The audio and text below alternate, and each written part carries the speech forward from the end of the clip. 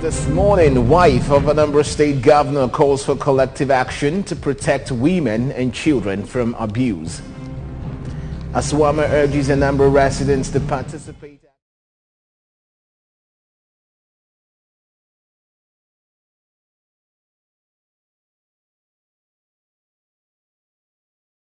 Foreign scene this morning, Croatia opens long-awaited bridge bypassing Bosnia territory. Now, before the news in detail, here is a special message. Governor Chukwuma Soludo has come for a total turnaround maintenance of the Anambra State economy and promotion of core Igbo values. Let's give him maximum support for the task ahead. Good morning to you and welcome to the news. I am Ebere Ugonna. Wife of the governor of Anambra State, Mrs. Nonye Soludo, has stated that the recent establishment of children in sexual offences court in Anambra State is a major win in a fight to build a safer environment for women and children in the state. Mrs. Soludo, who stated this in Oka, explained that the new court will end legal bottlenecks in tackling sexual and gender-based offences, speed up legal processes for such issues, and appropriate decisive sanctions for defaulters. Dan Ezigwe reports.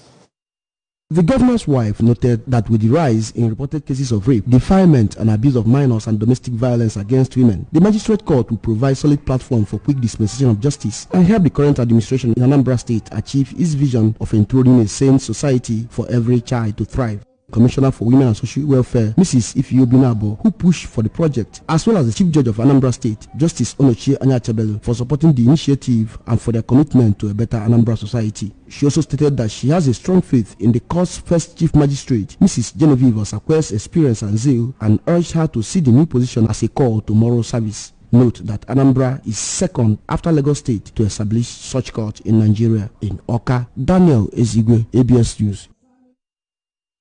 Anambra State Commissioner for Health, Dr. Afam Obidike, says the Soludo administration will continue to partner relevant stakeholders to achieve set objectives in the health sector, including eliminating quackery. Dr. Obidike stated this at the 2022 Scientific Conference at the Chukwuemeka Odumegwu University Teaching Hospital, Amakwaka, which featured fourth late Professor Festus Nwako Memorial Lecture Series and has as its theme Excellence in Healthcare Delivery. Joseph Ebocha has details. Dr. Obidike, who explained that such events provide opportunities to discuss researches done to improve service delivery in the health sector, thanked the state chapter of the Nigerian Medical Association for such an event, adding that the media is important in achieving needed excellence in healthcare service delivery. It's good because one of the good things in training health personnel is all about research and also training. So this is a wonderful thing. The scientific aspect of it, wonderful, and it's well represented with a lot of subspecialties. So it's huge, which with the knowledge gained here, we impact positively on the service, on the healthcare delivery. Contributing, the immediate past chairman of Anambra State branch of the association and the National Secretary General of Nigerian Medical Association, Dr. Jide Onyekwelu, said the late Emeritus Professor Nwako made great impact in the medical practice in Nigeria and called on other medical practitioners to emulate him. Dr. Onyekwelu called for more public partnership in the vigorous pursuit of universal health coverage for the Anambra. Let us sustain it, because in him there's a life that is worthy of emulation. Let the younger ones that are coming up know that there's nothing to gain by bragging. Come down to earth, meet your people, meet your colleagues, cross-pollinate ideas, and move on to uplift medical practice. The Chief Medical Director of Chukwuemeka Odumegwu University Teaching Hospital, Amako Oka, Dr. Josephat Akabike, described the event as very important for health workers, adding that improvement in infrastructure and environment will help improve services rendered by medical practitioners. Dr. Akabike further explained that Savicon was introduced at the Chukwuemeka Odumegwu University Teaching Hospital in addition to other measures aimed at achieving government's objectives in service delivery, and called on medical practitioners to emulate the legacy of the late Emeritus Professor Nwako in medical practice. Professor Nwako is an epitome of mercy. I'm sure that all of us passed through him. Fine, Anambra State. And I name in Anambra State. I'm involved my governor Nachina and Professor Shai Soludo agenda for health. For excellence, I don't have a so now we find a man to make sure that I will give excellence in line with the governor. The acting chairman of the Nigerian Medical Association, Anambra State, Dr. Jane Ezon, said similar events will be sustained to enable members to continue to improve in service delivery, while a representative of Nwako family of Orofia village, Abagana, in Njikoka local government area, Dr. Cyprian Nwako, thanked the Nigerian Medical Association and other stakeholders for organizing the event. The event, under the chairmanship of Professor Okechukwu Mbonu, featured lecture on the umbilicus, the pediatric surgeon's perspective, delivered by the Emeritus Professor of Pediatric Surgery, University of Nigerian Teaching Hospital, Enugu, Professor Nene Agogo Obianyo, as well as the election of new state officers of Nigerian Medical Association. From Chukwuemeka Odumegwu University Teaching Hospital, Oka, Joseph Ebocha reporting for ABS News. The chairman of Aswama Governing Board, Dr. Emma Ezenwaji, has called on Anambra to get prepared for this month's sanitation exercise scheduled for Saturday, 30th July 2022, which starts from 7 o'clock in the morning to 10 o'clock in the morning. A release signed by Dr. Ezenwaji requests all and sundry to support Aswama achieve a smart, clean and livable state by complying with the directive. He equally advised all to pay all Aswama levies online and implored market leaders, President General, women leaders and all stakeholders to assist the authority to have a seamless exercise. And moving on, All Progressives Grand Alliance outgoing Awka South 1 constituency has organized a stakeholders meeting for the party's flag bearers in the forthcoming 2023 general election. The meeting, which held at Nibo Awka South Council area, was attended by major stakeholders in the area as they chart a way forward for the progress of the area and party. Correspondent Chibuzo Obidike reports.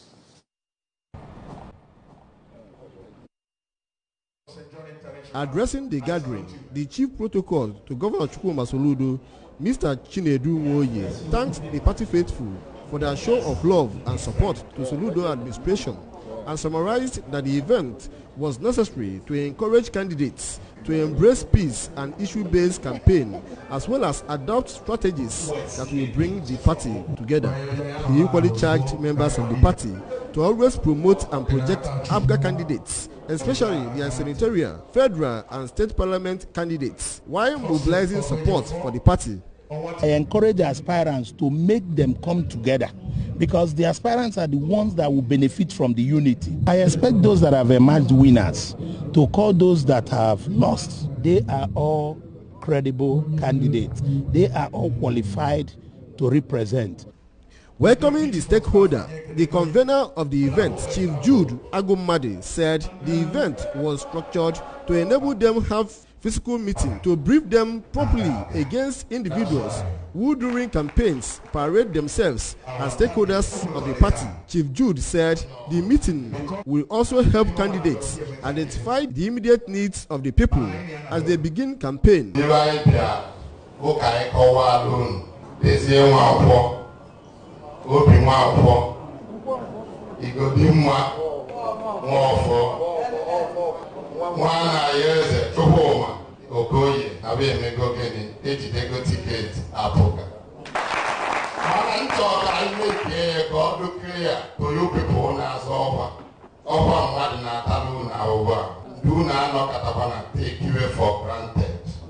Anambra State Commissioner for Finance, Mr. Ifeatu Onojeme, on his part, expressed joy for the unity in the constituency, noting that the constituency is known for their massive support for ABGA and urged them not to relent in their quest for more achievements. Pleaded with other aspirants in the just concluded primaries to come together with other members in ensuring that they emerge victorious in the general elections.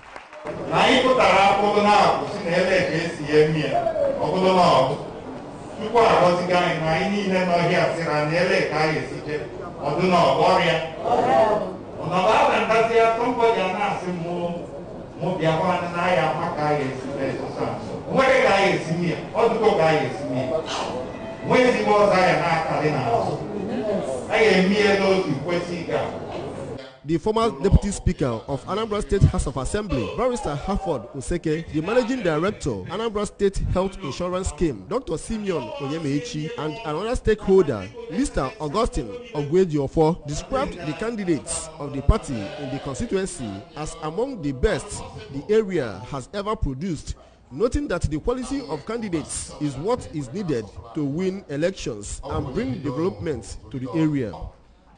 The party's flag bearers for the 2023 general election, including the candidate for Anambra Central Senatorial District, Honorable Dozie Nwankwo, candidates for Awka North and South Federal Constituency, Mr. Obi Nwankwo, and candidates for Awka Constituency 1 and 2 in the Anambra State House of Assembly, Barrister Samuel Iwedimma and Mr. Chukwuma Okoye, respectively, thanked the convener of the event as well as the stakeholders for the major role played in the party and for grassroots mobilization, and described the stakeholders as the engine room of the party. From Nibo in the Awka South local government area, Chibuzo Bidike, ABS News.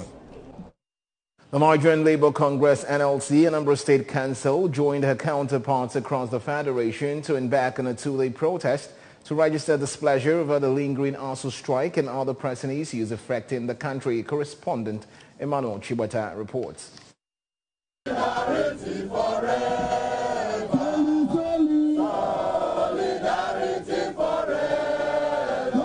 For the past 5 months, students in many federal universities have been out of schools as a result of the inability of the federal government and ASUU to reach compromise on issues raised by the latter. Labour is worried also that salaries of university staff withheld by government despite the high cost of living in the nation. Addressing journalists after the protest, which took place at Ekwuemes Boulevard and popular Aroma Junction, the Anambra State chairperson of NLC, Comrade Chinwe Orizu, said that the union has taken various initiatives to end the strike, including writing to the Ministers of Education, Labour and Employment and the Presidency, but regretted that responses elicited from them have not resolved the issues. She said that the protest was to compel the federal government to rise up to the occasion and appeal to Governor Chukwuma Soludo to use his office to get the federal government to bring to an end the ASUU strike. We find it appropriate to appeal to you to use your good office and conscience to get the federal to bring an end to this strike action. The immediate concern will be the immediate payment of retail salaries of university staff. Shall IPPC should honor the agreement government entered into the negotiation in good faith. In good confidence, establish a framework for the positioning of university for qualitative service delivery and relevance in line with their mandate. The ASUU chairman, Nnamdi Azikiwe University Awka, Mr. Steve Ufaro, and the chairman of Non-Academic Staff Union of the university, Comrade Chukwuagozie Ikegulu, said the strike was to press home their demands for better university system and reinforcement of functional education system, thanking NLC for standing up with them to ensure proper education of the younger generations. The Nigerian workers say no to oppression and to lack of funding of our public universities. So we are here to, as a union, as workers in Nigeria, to press home these demands and bring the government to the bay to meet up with the needs of the Nigerian populace as regards funding public universities. The Anambra State chairman of Nigerian Union of Journalists, Dr. Odogwu Emeka Odogwu, represented by the Vice President, Comrade Ngozi Obleri, and the Vice President, Radio, Television, Theatre and Art Workers Union, Ratau, Prince Emeka Kalu, said the lingering strike has multiple effects on the society, including exposing children to crime and societal ills. The federal government must implement what has been agreed. Nigerian workers are confident because when confidence speaks, uncertainty trembles. We have all gathered, we are boiling under the sun, under the rain, and we are saying that justice must be done. Some of the demands of the unions were visibly inscribed in their banners and placards, such as, "We want our children back to school," NASU demands negotiation of 2009 agreement, and end ASUU strike, among other inscriptions. In Awka, Emmanuel Shibata reporting for ABS News. Moving on to all national stories now, the need to deploy biotechnology in food production for Nigeria to boost its agricultural yields, farmers' income, achieve food security, and sensitize the end users on its importance has been stressed by the federal government. This was disclosed in Abuja by the Director General of the National Biotechnology Development Agency, Professor Abdullahi Mustafa, who said that biotechnology has the potential to end hunger and unemployment in Africa. Professor Mustafa stated this, that countries are under pressure to produce more food for their increasing populace and now use biotechnology to boost production. He said that modern biotechnology practice, which uses genetic modification tool, will provide safer, cheaper, better quality, less waste, less energy, more environmentally friendly and more sustainable products. Professor Mustafa added that application of biotechnology to agriculture will ensure the production of significantly more food on less land with less water in conditions of increasingly unpredictable climate and markets with less manual labor, as well as reduce the amount of waste and losses and produce more nutritious and safe food. The Minister of State for Power, Mr. Godi Jediaba, has reiterated the federal government's commitment to the 2023 sustainable energy target. Mr. Jediaba, who gave the assurance in Lagos, said the country had a sustainable electricity vision of achieving 30 gigawatts by 2030 with 30% in the renewable energy space. He said they're in collaboration with German Agency for International Cooperation under the Nigerian Energy Support Program funded by the European Union, conceived and developed the Nigerian Renewable Vision Platform. On his part, the Canadian High Commissioner, Mr. James Christophe, said the country was open to more bilateral cooperation in the power sector with Nigeria. The High Commissioner said Canada would assist Nigeria in achieving power sector transformation. Christophe added that it was necessary for Nigeria to first create an enabling environment where economic incentives would align with goals. According to him, their goals need to reflect broader commitments such as on climate change, unemployment, and economic development.